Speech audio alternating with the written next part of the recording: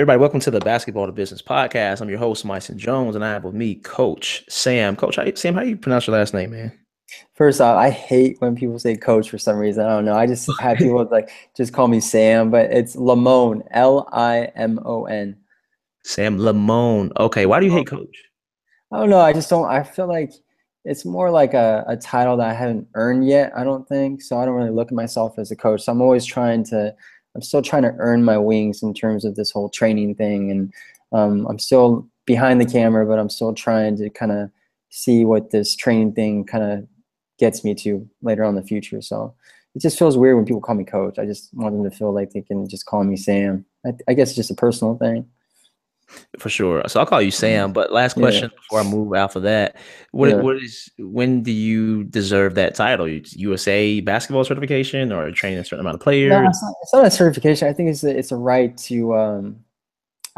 Drew was able to build two players from 13 years old and get them to the NBA. Bradley Beal and Jason Tatum from the third pick of this past draft. So just a funny tidbit, real quick story to kind of introduce myself a little bit or how I got into training. But even before, like 2 years ago, his senior year, or maybe 2 years ago, his senior year, Drew was going everywhere, making the rounds to his professional guys, and Drew left Jason with me for a month and a half just to go with him in the mornings and make sure that I would get his shot right or keep his elbow right to his eye, make sure his elbow wasn't too high, things like that.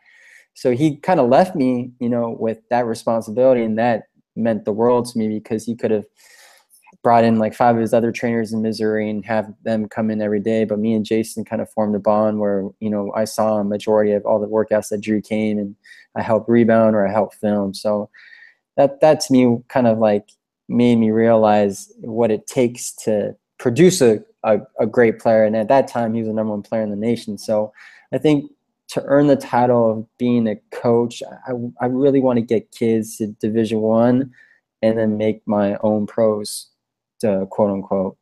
I think that for me will kind of distinguish me, kind of being on another level. That's like just a personal goal, I think. Cool. So weird question, and maybe not so weird. Drew's a confident guy. Yeah. You sound like a confident guy. Yeah. Did you have to adjust to that confidence, or first off, tell us your relationship to Drew, and That's then a answer the question if you don't mind. that's a great question. Yeah, I had to adjust every day because I've never. It's hard for a man to say, "Damn, like I really want to be like that guy," or to kind of to kind of let go of that guard, like saying, "Damn, like he's just so confident. Damn, like he just knows his stuff. Like you want to be like that." Like you kind of develop a respect in a sense for another man to do that. It's kind of like looking at your dad almost like, damn, my dad, that's who I want to be like. Your dad sets a good example, right? And in this situation, I'm not saying he's my dad, but he was just another individual that I just kind of wanted to not emulate to a sense, but just kind of like steal certain things like his confidence and just being around him every day, his influence, being around NBA players, being around the life, dealing with agents, dealing with every type of business outlet possible. My confidence grew no matter what in life, in handling, girl situations, everything. Like my life got, it changed from a 180, total 180. But yeah, that's a great question. I've never been asked that.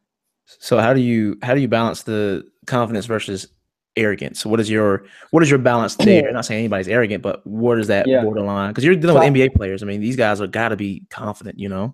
What's the yeah, difference? and that's one thing that you earn their respect, you earn their trust, and then you start to have that right to being arrogant, to understand like, hey, this is my shit. This is the way that you need to play. I'm teaching you the skill set. This is what you need to do. And if you get players to buy into that, a lot of that starts with the relationship, and that's kind of like the foundation of what we are as a company. That there was one time where Drew had me on a recent call list. You know how you bring up the recent call list in the iPhone, and it had like Joel Embiid, Bradley Beal, Jordan Clarkson, Jason Tatum. Like he was spending time checking in with these guys on a remote basis, daily basis. And I made some funny joke. I said, "Wow, like I'm honored to be on that recent call list," but it has everything to do with relationship, man. And I think what you said, like arrogance versus confidence, you have to be a little bit of both. There's a balance. There's a little balance in that. So, have you ever had a player not buy in? And after you answer that, what about the Andrew Wiggins story? Because that kind of came to mind when you Oh, said from that. my podcast or Yeah, yeah. yeah, yeah, okay. I don't know if you want to give me backstory on that, or you want to give me back, or I No, can go give ahead. you back. All you. Yeah, there's been a few players. I'm not gonna say names. I just been a couple of players who have not necessarily given up or stopped working with us or just kind of went a different route. Sometimes the NBA grind, the work that we put in is too hard for some people. Not a lot of people. I'll tell you a funny story because Nick Young has a reputation of just being kind of like that go-lucky guy, funny. So we were at Adidas Nations and they had some of the guys come and try to help out the Adidas Nations top 100 kids in the country. And Nick Young was talking to Drew, and Nick was like, nah, like Drew was kind of being playful about it and said, yeah, Nick, when are you gonna get in the gym? And then Nick was like, man, I'm not gonna get with you, man. I like my one dribble, pull up, jump shots. I can't do all that skill work. So it's just kind of funny, like a lot of people mentality, if they really truly want to work, then they kind of come to us. I'm not saying that we're the best skills uh, company. I mean, my belief is we are, just because I'm very confident about who I stand for and what I'm about. But there's just some players that just don't have the mindset to really, really work every single day. You know what I'm saying? So, I mean, do you have any stories in terms of when a player was kind of like Um, just going through the motions and yeah, I mean, I can tell you about the Wiggins story. That was about 3 weeks in, and just to give context over this, that was my first year with Drew. In my first year with Drew, he had Andrew Wiggins and Zach LaVine. That was first two pre-draft. That was his biggest pre-draft guys that he had since we were working with Bill Duffy at the time, BDA Sports. And Andrew just was a guy that everybody flocked to. Everybody was on his back, giving him good compliments, wanting to be by his side. And he became very protective and very careful who to trust. And a lot of these guys are they value trust a lot because they get screwed over a lot, man. They take their friends with them in high school, and then a lot of shit happens with that. It's very notorious with that stuff too. But there's a reason why those guys take their high school friends with them. Jason Tatum took his best friend just to kind of like hang out with him, keep him in check, do routine errands for him. If he gets too popular, have to do laundry. Everybody needs those type of people. But I was with Andrew in the gym one day, and Andrew showed up late, and this is pre-draft. He's still somewhat immature at the time, and everybody was hyping him up to be number one or number two, Jabari Parker, Joel Embiid, or Andrew Wiggins. And he comes in the gym, and it was funny because he said he ate Taco Bell before a skill workout, and like that's like the worst thing you can eat. So we were kind of annoyed about that, and it wasn't really that hard a workout, but he was just kind of going slow speed, and Drew was trying to get him to buy in repeatedly, and he just kind of cut the workouts short, and then we went over the sideline, and we just kind of like had a heart to heart trying to talk, and then Drew put me on the spot, and I know Drew for like 2 months in terms of this conversation coming into this, and Andrew's like a number one projected first overall pick, and like how old was I at the time? I was 22. I kind of didn't have any confidence. I was kind of like, okay, what am I supposed to say in front of NBA players? Like I didn't know the balance yet, right? So Drew looks at me and says, like, what do you think, Sam, like his work rate is on a scale of 1 to 10? And I was just like, I mean, I didn't know what to say, right? So he said, like, how would you compare it to Zach LaVine's? Because every time Zach came in, he was working his ass off compared to Andrew, right? And that's nothing. This is all in the past. Now Andrew's a totally different guy, obviously. But I said, I was kind of like mumbling. I didn't know what to say. I was looking at Andrew. I didn't want to hurt his feelings. I didn't want to make anybody mad. But I said like a 6. And then Andrew looked at me all funny. I was like, okay, like really, fam? Like who is this kid? And I didn't know Andrew that well at the time too. But so it was funny how Drew put me on the spot like that. And basically for the next 20 minutes, we were just talking ball, talking life. And then I found out they went to dinner that night together, him and Andrew. And I guess they talked for like 3 hours and talked about life. And that's when he got him to buy in the next day. Ever since that day, they were just going like crazy. It was just a different dynamic. And that's in terms of the whole relationship thing. So that's just the context behind that. I think that's one of the best story I can have on that. Yeah. Cool, appreciate that. So I want to step back then and because you got a lot. This might be a long interview, so we got a That's lot good. Yeah. to go over with you. 4 years ago, I mean, I'm sure if I Yeah. told you would be here, you probably like, man, yeah, right. Take me before the job. I want you to tell everybody what job you had, but before that, like 3, 4, 6 months before that, what were you doing to get to that point? Man, so hard, man. I tell the story often because I live by the story, man.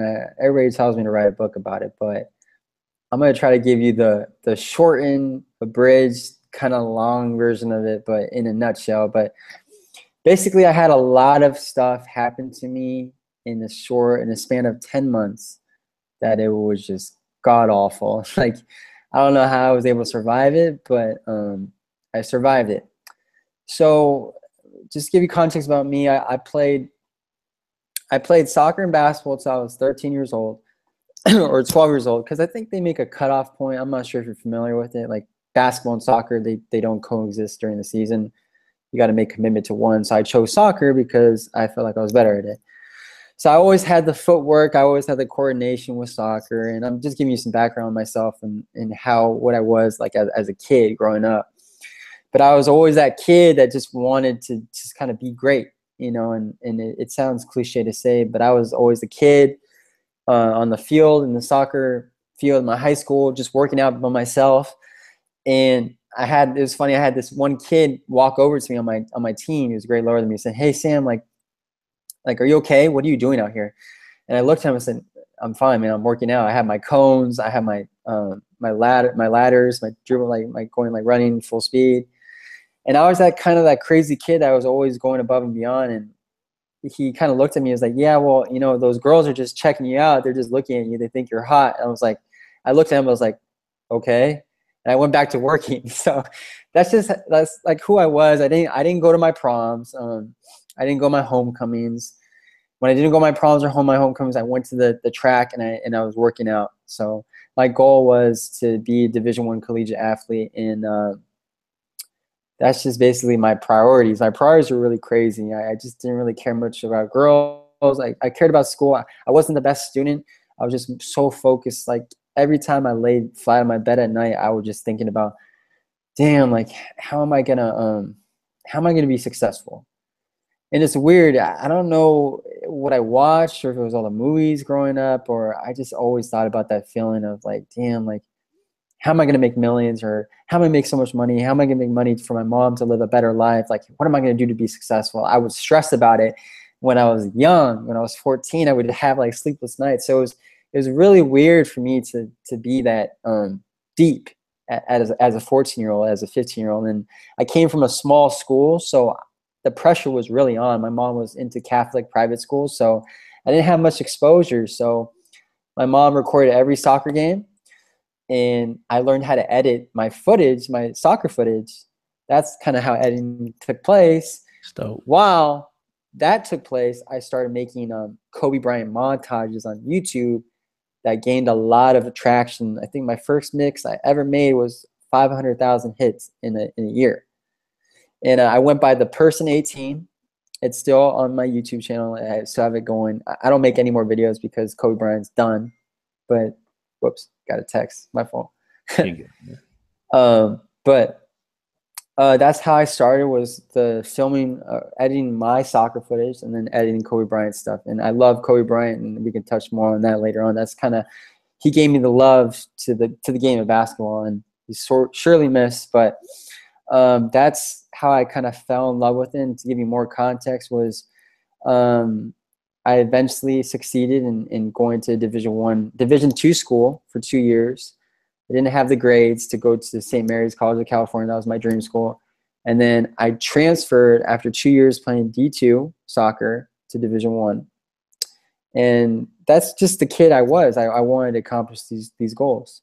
So this is where all the rough parts start happening, and I'll try to keep it short. But basically, when I accomplished being a Division One athlete, I basically beat out a lot of the junior seniors as a walk-on. I made it as a walk-on. So I was killing it as a walk-on, beating out like juniors and seniors, and I was getting ready to, like, the coach wanted to play me and start me during preseason. Now it was 2 weeks before preseason, and I was about to fill out all my walk-on information, a partial scholarship. I was going to get $2,000 each semester. That's all they had, right? I was like, damn, that's great. Whatever, I'll take it, you know? So I ended up getting hurt. I got a sports hernia 2 weeks before preseason. So I rested those 2 weeks. The coach was like really behind my back saying, damn, it's just unfortunate that this happened to you. We're going to save your spot, buddy. You know, so I'm hyped. I'm like, okay, I'm going to relax. I'm going to take my time off.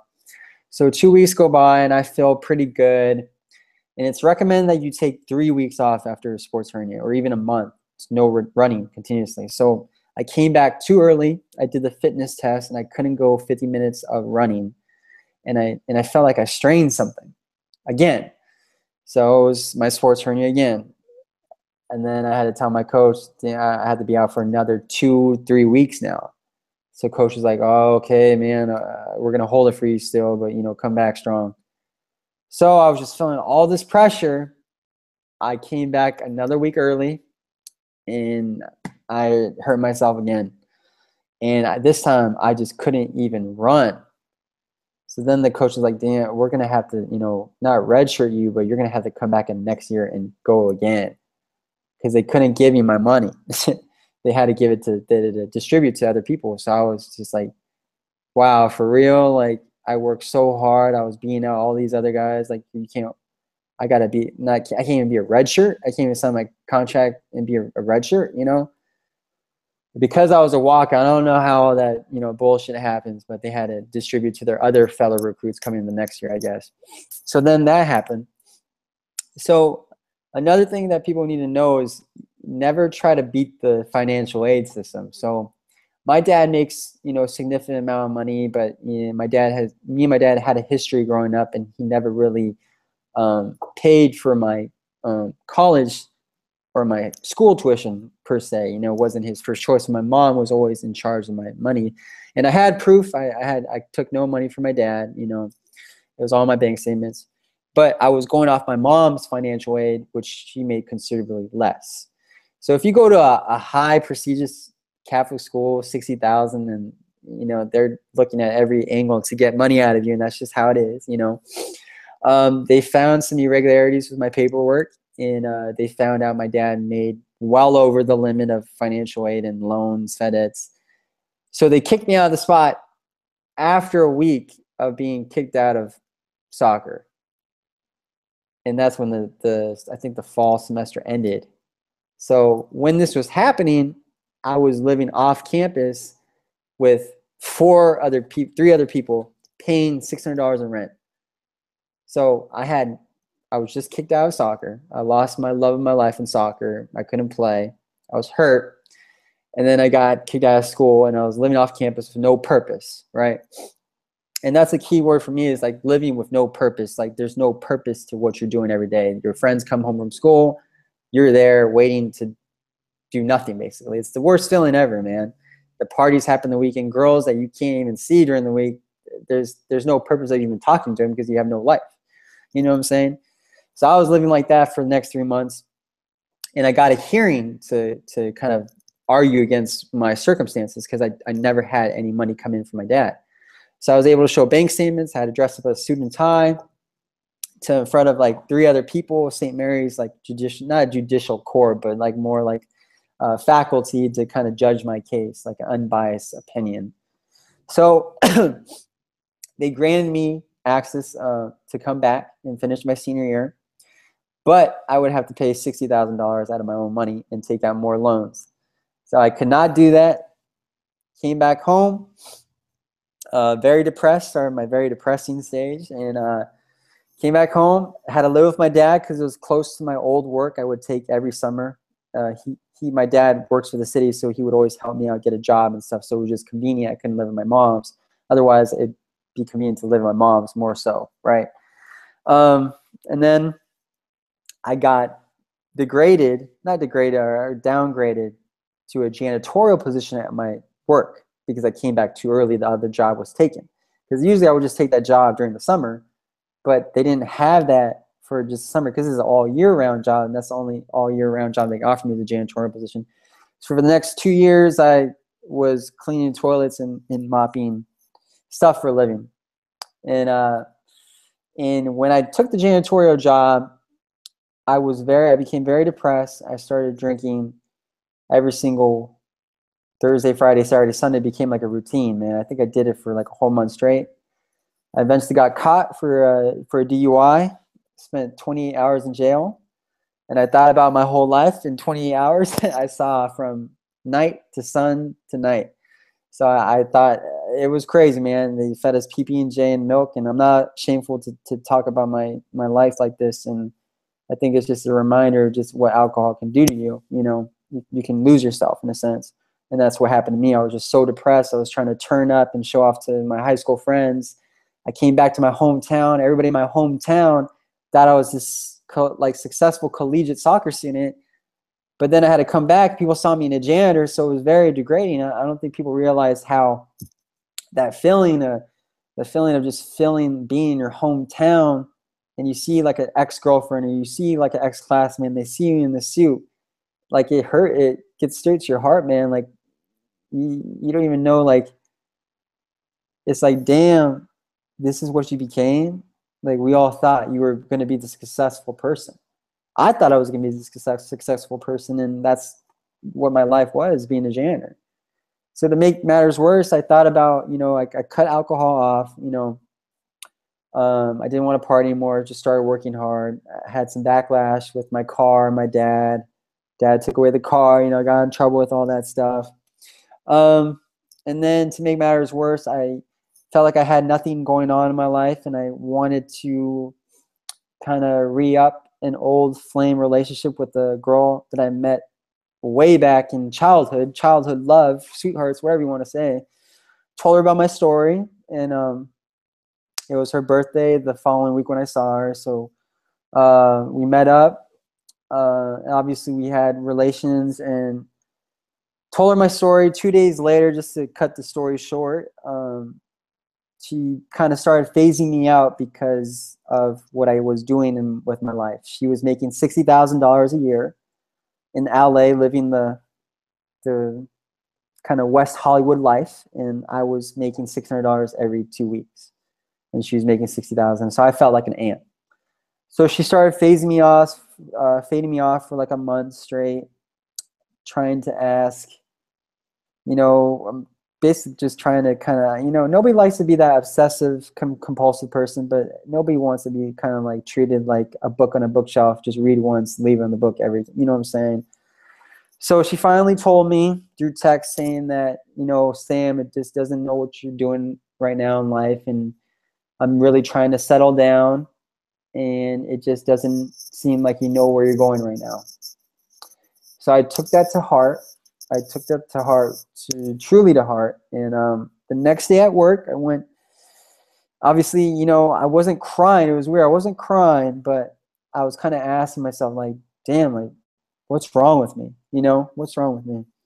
So I don't know if you believe in, like your viewers out there believe, or your listeners out there believe in cathartic or religious, spiritual insight, but something happened to me the next day when I went back to work as a janitor. I was cleaning the women's. Now, being a janitor, I was cleaning women's toilets only, not men's. I was assigned to clean women's. So it was very degrading when you would see an ex-girlfriend trying to use that bathroom, and I'm cleaning the women's bathroom. So I'm cleaning the women's bathroom, and it's my job to lock up the bathroom at night in my hometown of Santa Barbara. And I'm cleaning the bathroom, and it's funny. I'm literally on my knees cleaning the bathroom, and there's a woman that wants to use the restroom before it closes. And I say, okay, it's fine. Go ahead. Basically take a piss, basically, in a sense. So I step out and she's taking a piss, but I'm trying to speak in, trying to be a gentleman. But that's basically what was happening. I wait for her. I go back in, start cleaning the restroom, and she taps me on the shoulder. She hands me $20, and I'm like, they're foreigners, right? They're Swedish, speaking different languages and whatnot. So I'm like, no, and I'm putting my hand out. I'm like, no, this is my life. Like, this is what I do. This is my job. This is my job, and I'm trying to express to her in English, and she's not understanding. And her husband's waiting outside. And I'm trying to tell her husband, like, it's okay. Like, I hand the $20 to the husband. Now, what makes this so, like, important to me is because the husband reaches around, taps me on the back and says, good job. And I start, like, wondering, like, man, like, this is what I'm doing with my life. Like, I'm cleaning toilets for a living, right? And he hands me another 20 on top of another 20 and stuffs in my pocket and walks away. And was saying it's okay in broken English as possible, right? So that to me it changed my life, because I was here saying profoundly that, like, this is my life. This is what I'm doing the rest of my life. So I lock up the bathroom and go back to my truck, and man, I just lost it. I just broke down. I started crying. Like, I don't care. I can say, like, I'm not ashamed. I started saying, God, like, dude, I can't do this anymore, right? I can't, there's no way I can do this the rest of my life. So the next day, I marched into work, I quit my job. I was walking out the door. My supervisor comes up to me and I said, like, hey, I just have to leave, man. I got to do something different. And my supervisor, quote unquote, I'm about to cuss right now, but I want to be real and raw with the listeners and you. But he said, like, Sam, and he's like 50 years old. He's been doing this for like 12 years. And he tells me, Sam, like, I don't want to see you here, man. Like, I'm going to be doing this the rest of my fucking life. Like, you're young. I don't ever want to see you here again. I want you to go out and be successful. And that's what I did, man. I bought my camera that very next hour with $150 that I had left in my bank account. Bought my camera. Started going around my town doing free work for, like, the local boys club, local boxing club, tattoo shop, everything imaginable. And then I got my in at P3, Peak Performance Facility in Santa Barbara, the most prestigious science, well-rounded company in the country for NBA players to train at. Gave me a platform. I worked there for a year and a half, broke, no money given to me. And then I met Drew along the way. Now let's chop that up a little bit though. So you do all this free work, you're doing pro bono work. How are you making? If you're not making money, but how are you living? You living with your dad still? He's living with my dad, eating there, whatever money I'm scavenging around for gas, getting back and forth, but none, virtually none. So how can you? Because again, I know because some people like myself, 9 months ago left the job and it's like, dang, got rent, got all this stuff paying for, and it's tough. Like anybody who makes it seem like it's easy, like they just quit their job and they're good. Like there's always a backstory that not everybody tells. But for you, was your dad hooking you up with this stuff like for monthly income, or because if I can do free work and live, trust me, dude, that's the highest leverage. No, I was doing all the little jobs that I was doing. I was charging like $50. That's it. And I would live off it, man. Like, I wouldn't try to bug my dad for anything, right? But he would still feed me. I go over there, still feed me, be good to me. We were improving our relationship as time goes because I was living with them, right? But yeah, man, I would charge little fees and make some side money, and it was all hustle, man. That's crazy because video editing is not something that's you shoot the camera and then you just give it to the client. Like that's the editing. Yeah. Oh my gosh. Yeah, it takes time. Trust me. So how many jobs would you say you had on average for a week? How many clients were you looking at? Just these small mom and pops?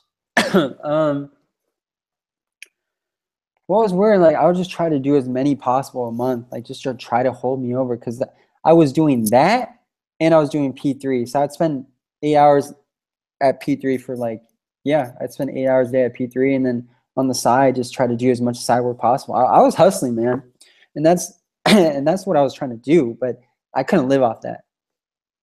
Yeah. I couldn't live So off that. let me ask you this then. Why at P3, I'm assuming you just rolled up to somebody and asked, "Hey, can I do some free videography work for them?" and showed them your portfolio, or how did Yeah, that? I was trying to get a bridge version, but there was this high school player who came back his first year from Oregon State, Roberto Nelson. Not sure if you heard of him. He plays overseas now. He went to my local Crosstown High School. Was very popular. Was training at P3. Invited me to come film him. So I came in, did a little videography piece on him. I still have it to this day on my YouTube. And P3 saw that. P3 invited me to come back in and do a little piece on Orlando Johnson and Kyle Korver. And that's kind of how I got my in, man. Yeah, just to make it very short. So, and let me ask you, why did they not why did they not pay you after a year's worth of work? I'm sure you got great experience. Don't get me wrong. Yeah, I asked every 4 months, every 3 months, hey, how's it looking? Hey, how's it looking? But literally, bro, I was managing their whole shop. Like, if the mail guy came in, I was signing for it. I was using the desktop.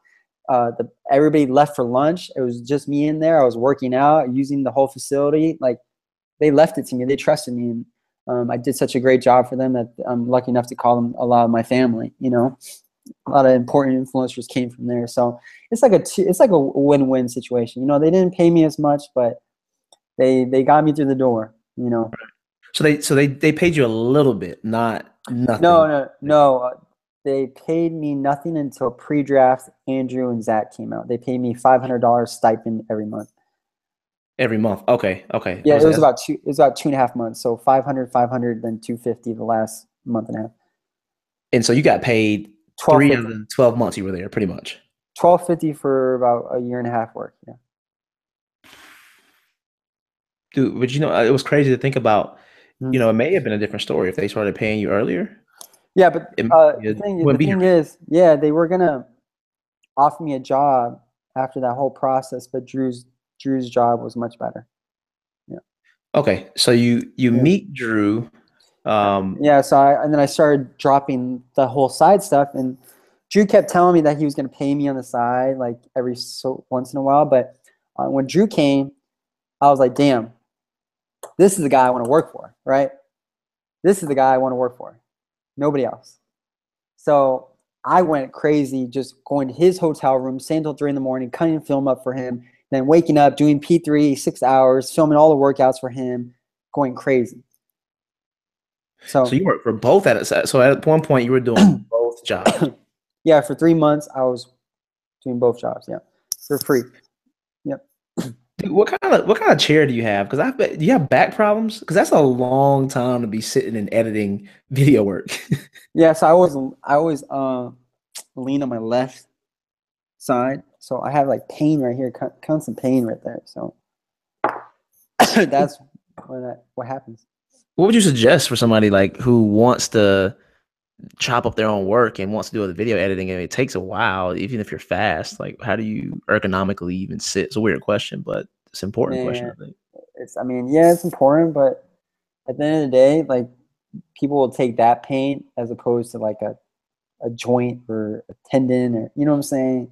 Yeah. Like, you're sitting down and editing, so I mean, it's not that bad. It's So manageable.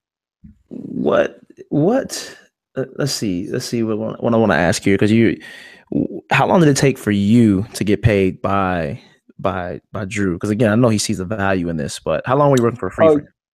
3 months. Yep, 3 months, and then he offered to move me out to St. Louis to cover Bradley Beal, David Lee, and Jason Tatum.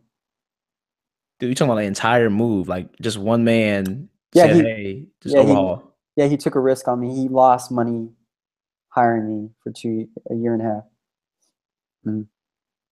But why would you say so? Why do you think he lost He made money? it was an investment, but he was originally paying out of his own pocket for my salary. Okay. And you When see, Pure mhm. Sweat blew up about maybe a year and 2 years ago, in terms of overall growth, in terms of overall his brand. Drew had 14,000 followers last April. Now he's got 107,000. So Wow. Okay. See, that's the thing right there. That's what I was wanting to get at because I Mm. see Drew and you guys. I see pure sweat. It's not just Drew. I see pure sweat now, but I didn't see him a year ago. So Yeah, it's a good point. yeah. I mean, it's happened progressively, pretty quickly if you think about it. Uh, we activated the 100 days, 100 skills videos last summer where we posted a video of all our guys every day training. That's how we blew up. Bleacher Report, House of Highlights, even World Star Hip Hop. Everybody posted our videos. Now, this is one you That's can. because JoJo helped us a lot too. We started working out JoJo last year. So all the videos you saw of JoJo dunking in the off season, I shot that. Yeah. Wow, man. I remember those 100 days, 100 skills. Saw a lot of it on Twitter mainly, not Instagram. But Yeah. for you, in terms of him investing, and again, this is a personal. Is it just you getting your living expenses taken care of, or you're like, hey, this is my service. I've been doing this for this long. You have to pay me Um, this for my work. it's a full salary. It's always been a full salary, but obviously, uh, I live in a beautiful home because of him, because I have no bills and no rent. So there's a lot of perks that come with it and stuff. So I'm happy. For sure, man. Like It's, I'm along the lines of, I used to think I wanted to be a millionaire, like you said, when you were a 14-year-old, thinking about the millionaire status, but I much rather have the freedom, the mobility, the enjoyment of my work and take a much lesser salary doing what I yeah, love than, one bukus of money, right? I feel hundred like you percent. align with that too. Yeah. So what advice would you give somebody who is, because you're not just the videography guy. You do film packages, and what else do you do for Drew that goes into that basketball training piece? Um, Good question. So it's funny. You've done your research, so obviously film packages and stuff. You haven't seen it yet, but every NBA player needs a package, right? It's a film for them to watch, right? But now, so I'm not sure what it's going to materialize of me training more, how that will help the brand. And I'm not really looking at it from that point of view yet. If it does, it happens, right? It's going to happen organically. But from a film standpoint, my job is to help them become the best trainer in the world in terms of showing those game skills, game results videos that are on his Instagram religiously, where we show Kelly we're doing a cross exchange cross, and then we show it to a workout. We go back to back. We want to prove to the country, the world, that our training results in in-game training. That's that's my main goal is to back up the footage that I take and translate to real life game like. Game like is probably the key word for what we like to say what we're about. It's so interesting because it's not just you pointing a camera and being invisible to the player during the workout. That's important, but it's also you knowing the purpose of your videography. So, I mean, Yeah. what was the hardest thing to adapt to in terms of realizing it's not just about my craft, it's about a bigger picture? Yeah, so my videography is a lot of people when they talk about it, sorry, I keep getting messages. Um when a lot of people when they talk about it, it feels like you're there. The action, the stance of the not stance, but when you see it, you feel like you're there. And I'm always moving, I'm always constantly getting different angles. I think that's the hardest thing. The hardest thing was understanding the terminology and understanding the curriculum what Drew teaches. And then I know which move is going to translate to what. So I'm never going to run into a player. That is key for me. And I think a lot of videographers always pan out in terms of trying to get the whole body and stuff. But I know where the move is going to touch right hand, right foot, so I can zoom in on that, then zoom back out, and then capture the rest of the move, and then be on the move while I do it. Because I can see the move in my head, so I can angle myself away from the move and make it feel like I'm there or coming at me. No, So I it's know exactly weird. what you're talking about too, because like J Law's video, I saw that and the depth of field you have and the focus Yeah, and how you have different angles, of course, but the quick pans, the zoom ins, and then coming back, like that's something I've never seen for the videographers. And at least my next question, man. So yeah. commend you on that because it's dope. So my next Mm. question for you is Do you think I saw you comment on somebody? J Law posted a video of him working out, and it Yeah, got a lot of views. It got a lot of comments, and yeah, it obviously wasn't better than your video yeah. It's an quality. Instagram algorithm, huh? Yeah, Yeah, explain that. Explain your thought process and that conversation you had. I hate it, man. I literally don't know when to post sometimes, to be honest. I go on my Instagram sometimes and I see posts from NBA 3 days ago. I'm like, yeah, bro, like I want to look at that shit, but not 3 days ago. I think it happened like an hour ago. I mean, it's hard, man. It's hit and miss now. Even J-Law has problems with it. A lot of the Adidas trainers have problems with it. I kid you not. It's just about I think it's about that first initial 10 minutes. Like if it's gaining a lot of views, traction, and comments, you're good. Like you're good to go. It's gonna carry on. But like even some of our game skills result video, like JoJo video had 40,000 views or only 12 comments. It's weird. It shouldn't happen. Every video, I mean, some of Drew's videos have 1.2 million views. It's crazy. I mean, I'm not a fan of it. I hope they go back to the old one, the old algorithm. But I can't express it. I can't explain it to you in a scientific way or break it down by numbers or wise. But I know that it has to do with a lot of engagement within a certain amount of time. Mm. That's what I know. So tell me, do you think it's naive for a trainer? Because again, trainers love the idea of video. I mean, they may have a little cousin, somebody, a player, a parent, but do you think it's naive for a trainer to try to do somewhat even remotely close to what you're doing solo? Or is Like it a impossible? trainer learn how to video like me per se or Yeah, try to video like you, but also, he can't film himself or she can't film herself, but also just get clips like you. Is it naive for someone to learn that skill and try to do it solo? it's weird. So I'll tell you this. When I used to edit to footage back in the day, I would always be used to cutting angles, right?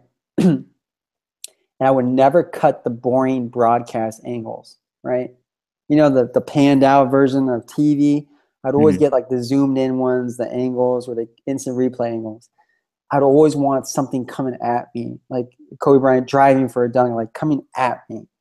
So as a kid, I was just so used to seeing that in my head, like, okay, I need action to come at me. I need it to feel like it's coming at me, or else I'm just not satisfied.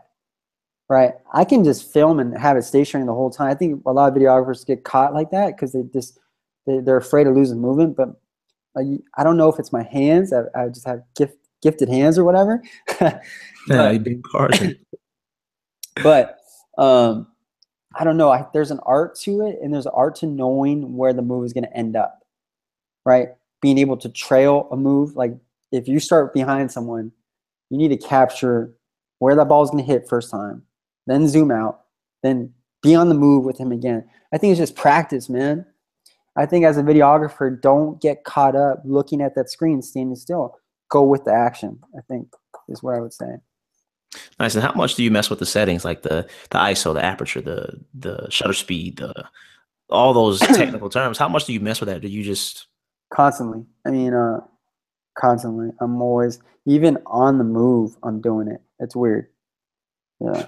wow? I mean, you need to start a class, like a videographer class. I haven't seen it for just trainers, just in general, because I don't see much stuff out there. I have lynda.com, but Yeah. just your style, like it would be cool to like patent that. You have a lot of people reach out to me about the style and about keeping everything in focus when the move changes, like a cross to a cross, how it never loses focus. So I don't know. I think people are just born to do it, bro. Honestly, I just feel that way. People are just born to do something, especially creatively. When people take chances on being creative, I think that's just the best advice I can give. Yeah. So for you, what would your best advice be for someone who's kind of like not in Drew's position in terms of his affluence or influence? What would you tell someone who's like, man, I really want to get a videographer to help me out. I believe in myself. I know something's going to be big. How would you convince someone to get that videographer to help them out? Yeah.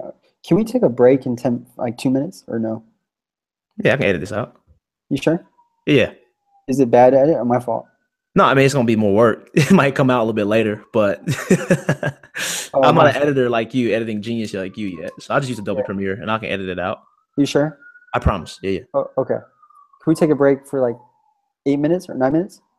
Yeah, I'll have to keep this the broadcast going because if not, I have to go on a different station. But just take the break and just text me whenever you get back on. Okay, cool. I gotta answer this call real quick. My fault. Are you cool? All right. Yeah. So I gotta leave this on? Yeah, yeah. Leave it on if you don't mind. I'm gonna get some Okay. work done while you're gone. Okay, cool. All right. My fault. You good, man? I'm gonna mute this real quick. My fault. All right.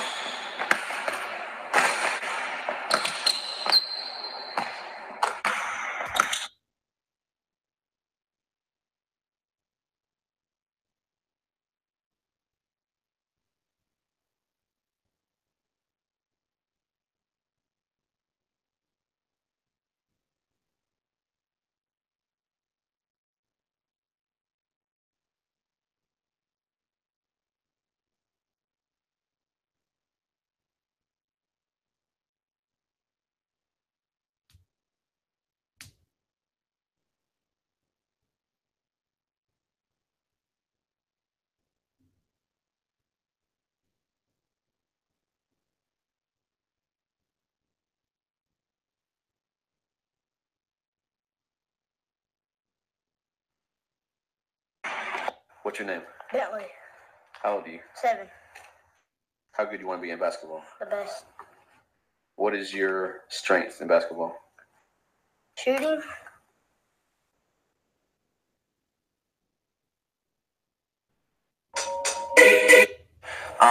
Why has it been a year and the my son or daughter still isn't like that player yet, that 20-point player? And it's because everyone has a different process. You know, not everyone's on the same cycle. Everything happens and things, you know, players are different and they it clicks for different players at different times. Trey? Always, Maverick, always. You're special, so this will definitely help you. Myson, what's up, man? What's up? What's up? Yes, so have I. Man, he's going to be a heck of a player. 100%. I was just working with a college athlete the other day, and she just has had no playing time. She hasn't been playing. She hasn't been doing really good. And we worked on little things, and I just told her to shift what she's thinking of, right? Because in practice, she always is like so worried about messing up and failing. And I was just like, hey, focus on the present play. Take pride in every rep. That's something I've been using lately. Take pride in every rep. Don't think about 5 reps from now. Don't think about 2 days from now or 2 weeks from now. Take pride and stay in the present today and master today and master the rep that's going on right now. And when you do that, then you're going to be effectively building and progressing over time. And just yesterday, she hit me up and she said that she's starting. She's doing great. She might be starting in her next college game. Coach was doing nothing but praising her. And some people don't have results like that, but, you know, it happens. Yeah, I hope they get the tier gear. Fire, baby. Thank you, Ryan. I appreciate it.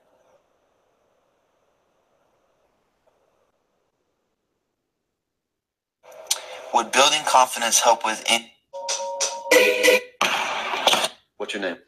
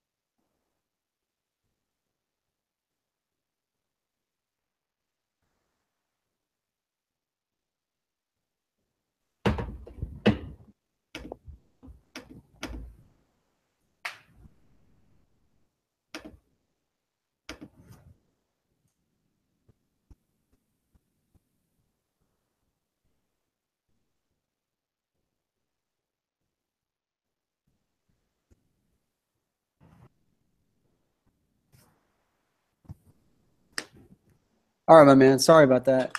Oh, word. That was quicker than I thought. Cool.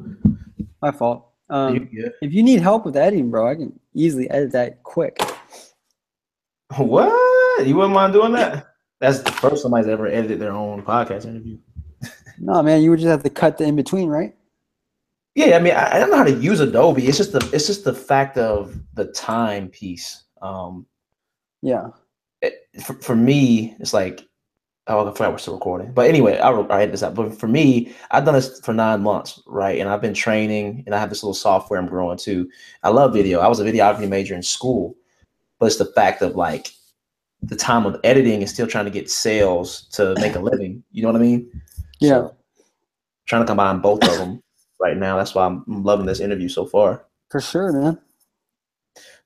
So do you remember where we kind of like, I know it felt like you shifted because you had something on your mind that you needed to do. So do you remember when that kind of left off, when you kind of had that call, or what question we were talking about? Oh, we're talking about what to tell, like what kind of advice if a trainer wanted to do the videography thing. Oh, by themselves. So that is it naive? Yeah. Okay, cool. So let me ask that again. We can start from there. My fault. I can cut this for you. This is easy. Fine, shoot, fine by me. Whatever you think, because again, it's your interview. So like, whatever you Yeah. want to make it look the best, then Yeah, for sure. sure. So let me ask you, man. Like, if somebody's trying to do this solo, they're trying to not edit as well as you, but edit their own content and make it look good. Can they do it by themselves? Was that naive? It's naive to think they could do it in the first time they ever do it, right? It's going to take practice and take some time, but then it's hard, man. I think you need your own video guy, honestly. I think every trainer needs a video guy. And maybe if I don't know if I'm the one that changed the game with that, but I mean I could be. I'm not sure. I don't know if there was one ideal video guy before me. I think Ball's Live, they did all the high school stuff, but like an individual video guy for a trainer, I think every trainer needs a video guy, you know? Yeah, and the only guy I can think of that's doing quality content and doing it himself at times is 10,000 hours, and it's Devin. Yeah. And Devin even has somebody recording for him, Yeah, right? Sometimes he does. So had an interview with him that hasn't come out yet, but that just amazes me to see somebody who can, because honestly, man, when I think videography, I think of somebody who's behind the computer all day, who doesn't have time to exercise and, is fit still, but it's just hard to balance that sedentary work that it takes, but also be on the court. Yeah. Right. Think about how much productivity would Drew lose if he had to do all this stuff by himself, or would Drew even do? Yeah. Because I trimmed the fat, basically. Yeah. Yeah. Would he do it, you think? I mean, he was doing it, but not to this degree, like putting out content and stuff like that. He can't, you know what I'm saying? Like it's 2 and 2, you know. I do half of his, and then he's been helping me my whole life, you know. Right. So I mean, I looked at, it's funny, like 4 years ago, everything that we're doing now we talked about, which is pretty cool. And I looked him in the eye, I said, look, I'm gonna make you famous. I said, that's what I told him 4 years ago. I said, I'm gonna make you famous. So dang, what did he say? I know he got happy about that. I mean, he's very even-headed with that stuff, with future goals. So it's more like one day at a time kind of thing. But I always tell him, I said, remember 4 years ago when you had 1,800 followers when I first met you? Was it 1,800 or 18,000? 1,800. Wow, bro. Sometimes I make fun of myself. I missed the 2,000 followers, Drew. Yeah. Yo, that's a big come up though. 2,000 followers. I don't even know Drew then. Like, I don't think many people know Drew then. They know him now thanks to what you've done and helped him do. Yeah, I'll never take sole credit for his growth. You know, he's the trainer. He puts in the skill, the talent. I've just helped him. I'm glad you said that. Okay, so let's talk about this then. It's a little situation I had. I was under a different brand with my training and love these people still. So this is a preface to say, there's no bad blood to call the guy now. But the company, we partnered up and there was a split, and I was, about 45%. It was him and his wife. And, there was a disagreement in terms of the IP, right? Mm-hmm. I'm the trainer, I'm putting the content out, but they're the videographer. Yeah. So if I can see you kind of smiling already, what are your thoughts on that? We split up, obviously, but what are your thoughts on that? I mean, were you guys? This is getting personal now. I mean, were you guys close? Close, knew each other, but I guess where I'm getting is, and I don't mind the questions. I guess what I'm getting is, what do you think about? Do you see videography? You're kind of biased as something to partner with in terms of equity. I mean, depends, man. You gotta have, the thing about hard to find a videographer is they gotta really love ball. They gotta really love the game. They gotta really be like brothers with you, almost like best friends with you, and then to still know that you're the guy, you're the trainer. That's what I know of Drew. Like, Drew allows me to do anything that I want, basically, as long as I get all my shit done for him done. Right? I make him look good, and then I'm free to do whatever I want, essentially. He takes care of me. I mean, he's my brother. We fight like any other brothers, About what? just anything. It could be about nothing about money. It's more so getting things done or mishaps and not turning like getting a video and done, things like that, not doing my job. You know what I'm saying? But at the end of the day, like we both helped each other. Let me ask you this. How do you, I'll ask you two, I got two questions in mind. The first one is, if I'm a trainer and you're speaking to the trainers right now, where do I find a videographer? It can be a high school intern, it doesn't matter, but where do I find that person and how do I convince them that, hey, I can't pay you a full-time salary, but this is worth your while? That's what I'm saying. That's the trick, man. Like, you got to find a kid that just loves it. And I just loved it, man. Like, I didn't care about any fucking money. To be real and raw, dude, I still don't care about fucking money. I care about, like, what my videos stand for. When people look at that shit, like, I just want it to be quality.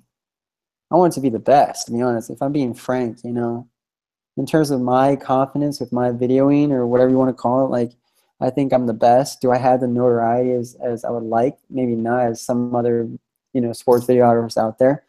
But do I have the clientele? Yeah, to back it up, everything I do, yes, I do. So followers can be deceiving. They can. So would you prefer depth or kind of like width? I think, like you said, it's balance, man. With Drew, I told Drew, I'm like, yeah, man, like you have like, he was telling me he didn't care about, now he has 100,000 followers, he doesn't care about much anymore, but it still stands for something, and it sounds very juvenile, not juvenile, but sounds very prissy to say, like, oh, Instagram sounds something, but 8-year-olds to different demographics are looking at, and this is my eyes, this is what I think, at kids going through hoops or bouncing off tires and folding their backs in and then jumping up and shooting a jump shot, or carrying a cone in your hand and shooting a leg. You know what I'm saying? Kids are looking at that and they think it's cool. They think they're the best. And that's the thing that bugs me, is that they're not the best. We're the best. And that's just me coming from what I work for and who I work for and what I think Pure Sweat is about. So how do you, and that's an interesting concept, because I know it's funny, man. There's been subliminal comments that I've read. It's like, we know who's talking about who or what style we're talking about. So yeah, the issue with that is the gimmicky. Is it gimmicky to you guys, or what is the main challenge or competition there? It's gimmicky, yes. And I'm trying to be respectful, right? You get your players better, they get better, right? Results, season, it tells in itself how players get better, if they're using your trainer or not. But everything is game-like, You're not going to see 100 cones in a setting, or 50 cones or 20 cones dribbling around, You're not going to be able to have time. I understand coordination and eye speed tests and all that stuff, and I know it plays a part in it, but the reality is you want to help these kids work on in-game-like skills, or how they're going to translate to the court. And that's just what we believe. And it's just what we believe, and it's not what everybody believes. A lot of people love that cool shit. No clown drills, like yeah. Drew said. yeah, Drew's. Yeah, he said that. Yeah, that's hilarious. So, do you think your audiences are the same? The skill enhancement, the skill development side with the game enhancement side? No, but I don't, because I think a lot of kids should be watching all our shit religiously. That's just how I believe. But, the reality is it doesn't, because some of it's not cool. It doesn't pertain to them. It's not flashy. And you know what? What do people like these days? Flashy. So it's just a modern era. It's just what it is. I mean, not that we're old school, but we work with the most NBA clients. So. Right. And I think it's interesting. You guys have an opportunity. And I think my goal for next year, personally, I don't have the resources you guys have, but personally, I love this idea of changing the industry, shifting the mindset, because a lot of perception among trainers in the NBA world is like, man, these guys are jokes, right? So you see a Drew, but I want to be a part of that paradigm shift in terms of, hey, if you're not scoring 20 points a game or more, you're not a scorer. Then why are you working on all these different drills to score? I have my own personal saves, but I usually play the mediator, and I kind of like start fires and just leave with the stuff. But you guys have opportunity to actually do that with the influence and the reach that you guys have. Yeah. Now, you're training and you want to do video, right? I want more video for what I'm doing. I'm actually going to be doing a lot more video. 2018, huge YouTube spike and a huge spike in terms of, followers I'm expecting. We'll be actually doing some stuff with I Love Basketball too, which I haven't told many people yet. But yes, to answer your question. Right. Basically, you want to do both. I want to do both. I want more video because I know the power of it. And you want to learn how to film. That's the desire to film is for the purpose of more video. So if I had somebody who does the video for me, then I would not need or want to learn how to film. Gotcha. That makes that makes sense. It's hard to tell you to go find a kid that loves ball. I mean, that's I still think that every trainer needs somebody to help them, to believes in what they do. And it's a belief where they really passionately share the same passion as you. That's hard to find.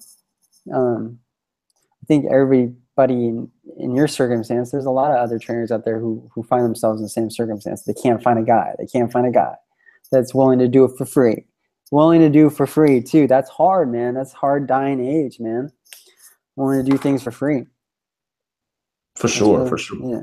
But so, I mean, the thing that I can give you is if you can't take over your area where you're in, right, and you can't beat out your competition with the video now installed, I mean, it should even propel you and be better than anybody else because nobody's going to have video in your area, or they do, or if your videos are going to be better than their videos, or whatever the component plays. But if you can't take over your area and get every kid in your area to come to you, then you're not doing a good job, or you're not hustling enough, right? Or if you can't get in a gym for free, you can use the gym for free and not paying that much for it. You have a hookup. You're not hustling enough because you don't know enough people. You don't know enough rich parents to hook you up. It's connections, right? It's every little connection. And that's how you get far in life, is connections. You said that's a good point too. I've debated and learning, kind of similar situation with you with the P3. I thought about bartering, and like you said, barter. Hey, I'll do videography for you if you let me train in the gym for free, right? That's what you got to do. But how many gyms actually pay? Even for you, they pay 3 months out of 12.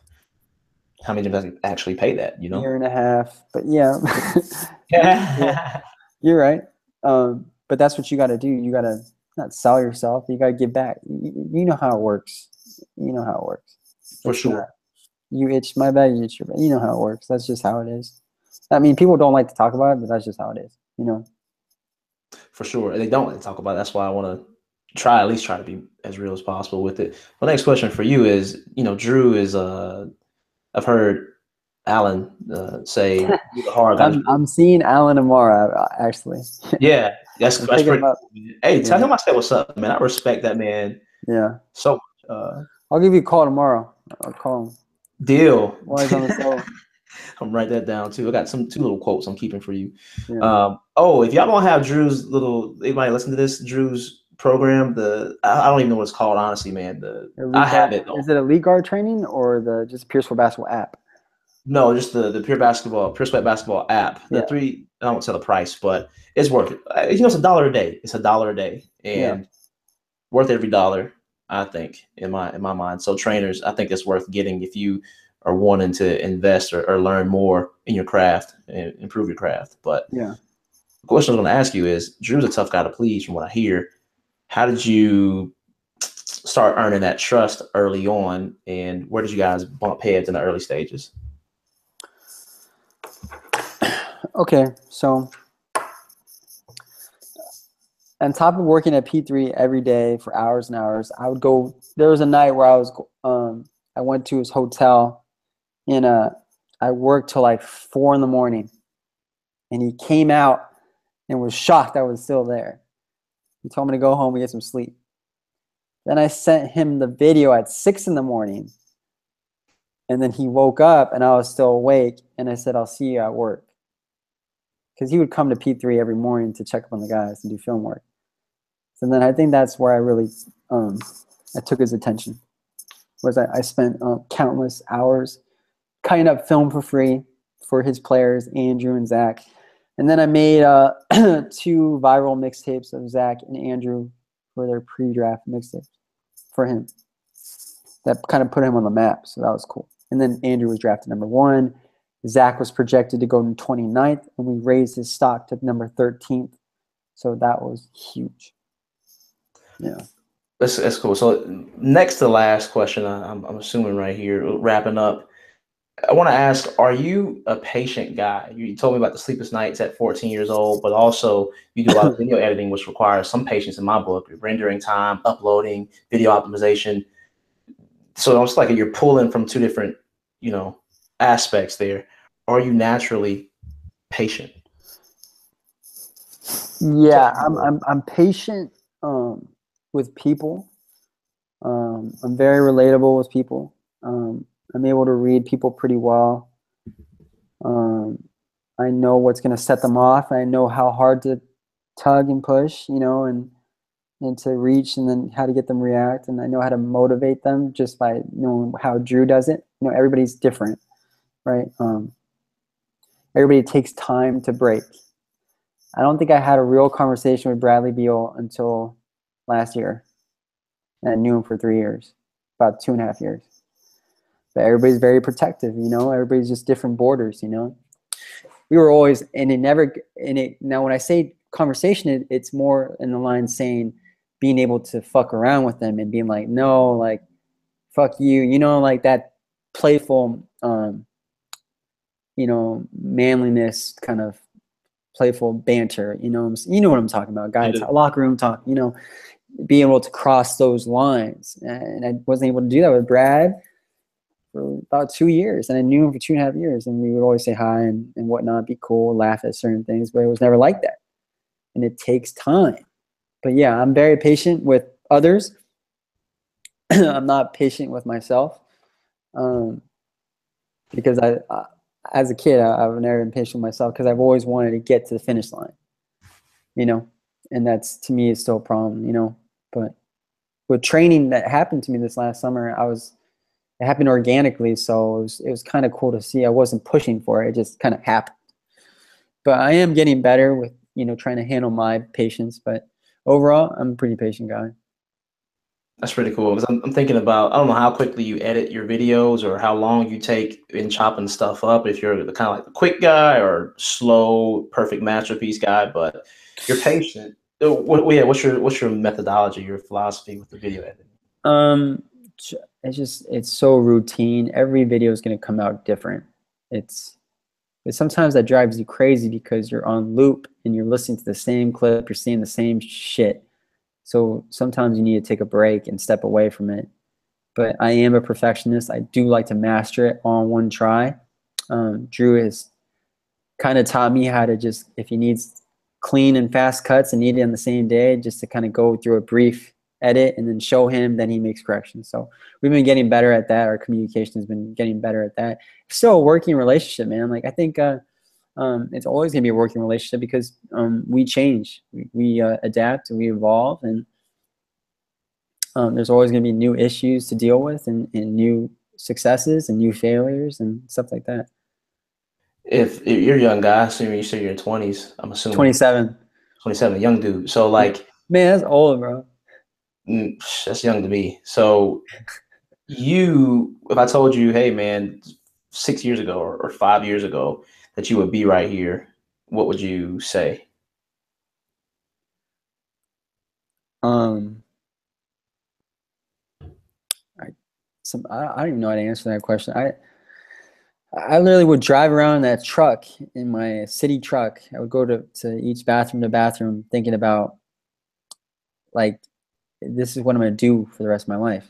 I would say that nonstop, like depressed and driving around and reminiscing about Santa Barbara, where I grew up. I'm like, this is what I'm going to do for the rest of my life. So to be here now, and sometimes I wake up in the middle of the night, I think I'm in my 8 by 12 diameter room. I don't even know how to say the room, diagnostics or whatever, but when I was living in my dad's house, I was in that small room, and when I came home at nights, being a janitor and taking off my boots, I was scarred.